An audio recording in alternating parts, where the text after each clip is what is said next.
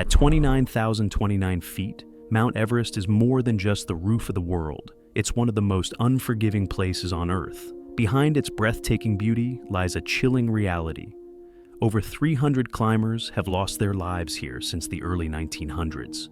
These aren't just statistics. They are a haunting reminder of the mountain's inhospitable power. For those dreaming of the summit, understanding the risks is just as vital as the climb itself. In this video, we'll uncover the factors contributing to these tragedies and share the essential insights you need to stay safe on your next great adventure. How many people died on Mount Everest? To date, Mount Everest has recorded over 300 fatalities, a staggering number that has turned the peak into one of the world's highest graveyards. Since the first summit attempts in the early 20th century, the death toll has remained alarmingly steady, averaging about 5 deaths per year. However, these aren't just dry statistics. They tell a haunting story of the death zone, an altitude where oxygen levels are so low that the human body literally begins to die minute by minute. Even more harrowing is the fact that due to the extreme terrain and the exorbitant cost of recovery, most of those who perish remain on the mountain, frozen in time. Some have even become tragic landmarks for future climbers. Most of these deaths are caused by exhaustion, avalanches, or high-altitude sickness, serving as a grim reminder that on Everest, the smallest mistake can cost you your life. Do more people die, climbing or descending Everest? A startling reality in mountaineering is that the vast majority of Everest fatalities occurred during the descent rather than the ascent. Studies show that over 80% of fatal accidents happen after climbers have already left the summit. Having spent every ounce of energy to reach the top, the human body enters a state of extreme exhaustion just as oxygen supplies begin to dwindle. The summit fever, an intense drive to reach the peak, often clouds judgment, leading to fatal mistakes or causing climbers to ignore the symptoms of high-altitude cerebral edema. As darkness falls and temperatures plummet, the journey back down becomes a race against time that many, unfortunately, do not win. Why are bodies still on Mount Everest? The answer lies in the brutal reality of the death zone. Above 8,000 meters, moving a frozen body which can weigh twice its original weight due to ice buildup is an incredibly perilous task. A recovery mission requires at least 6 to 10 strong Sherpas and can cost upwards of $70,000, all while putting more lives at high risk. Consequently, rather than risking the living to retrieve the dead, many families choose to let their loved ones rest eternally with the mountain. Over time, these bodies do not decompose due to the sub-zero temperatures. Instead, they become tragic landmarks and chilling reminders of nature's absolute power for anyone passing by. Why is the Mount Everest death zone so dangerous? What makes the Mount Everest death zone so lethal? Starting at 8,000 meters, the atmospheric pressure drops so significantly that oxygen levels are less than 1/3 of what they are at sea level. At this threshold, the human body can no longer acclimatize. It begins to die minute by minute as vital organs like the brain and lungs are starved of oxygen. This leads to deadly complications such as high-altitude cerebral edema, HACE, or pulmonary edema, HAP, causing disorientation, hallucinations, or respiratory failure.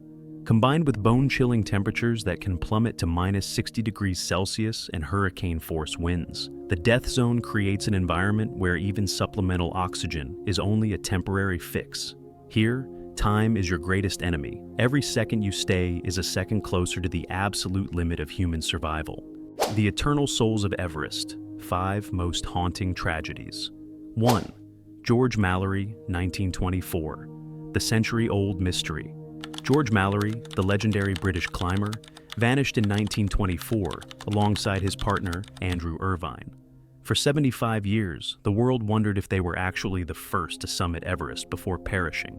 In 1999, Mallory's body was finally discovered, perfectly preserved and face down in the scree. The absence of his wife's photograph in his pocket, which he had promised to place at the summit, fuels the enduring theory that he reached the peak before his final breath was taken by the cold. 2. Green Boots, Tsewang Paljor, 1996. The tragic landmark.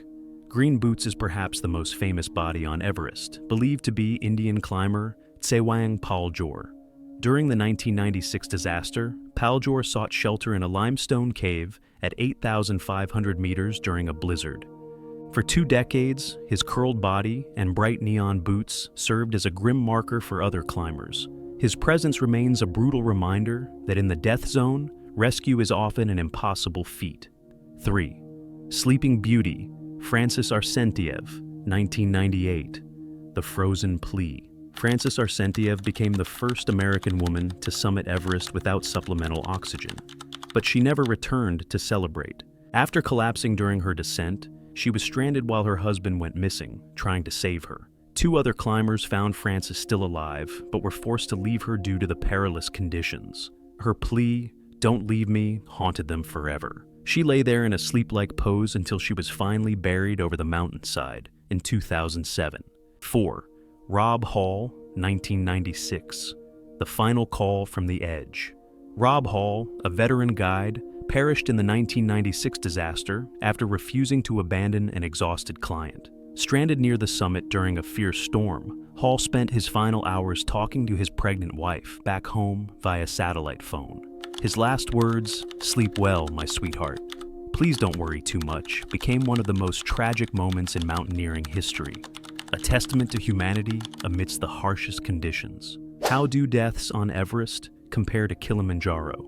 While both Mount Everest and Mount Kilimanjaro represent ultimate challenges, their fatality data offers very different perspectives. Everest, at a staggering 8,848 meters, carries a death rate of approximately 1% for all climbers. Deaths here are often dramatic and violent, primarily caused by avalanches, falls, or acute medical emergencies within the death zone. In contrast, Kilimanjaro is considered a trekking peak with no technical skills required, yet it records a higher absolute number of fatalities, estimated at 10 to 30 deaths annually, compared to Everest's average of 5 to 10. However, Kilimanjaro's actual mortality rate is much lower, around 0.03%, due to the massive volume of climbers, 30,000 to 50,000 per year. While Everest kills through the sheer brutality of the environment, Kilimanjaro often claims lives through complacency and acute mountain sickness, AMS, because trekkers ascend too quickly without proper acclimatization. Everest stands not just as a monument to human will, but as a humbling reminder of our fragility before Mother Nature. Those who remain on the slopes are not mere statistics. They were dreamers who dared to reach for the stars. Conquering the peak is a triumph, but coming home safely is the ultimate goal of any journey. Do you think risking everything for a few minutes on top of the world is worth it? Let us know your thoughts in the comments below, and don't forget to subscribe for more deep dives into the world's greatest adventures. Thanks for watching.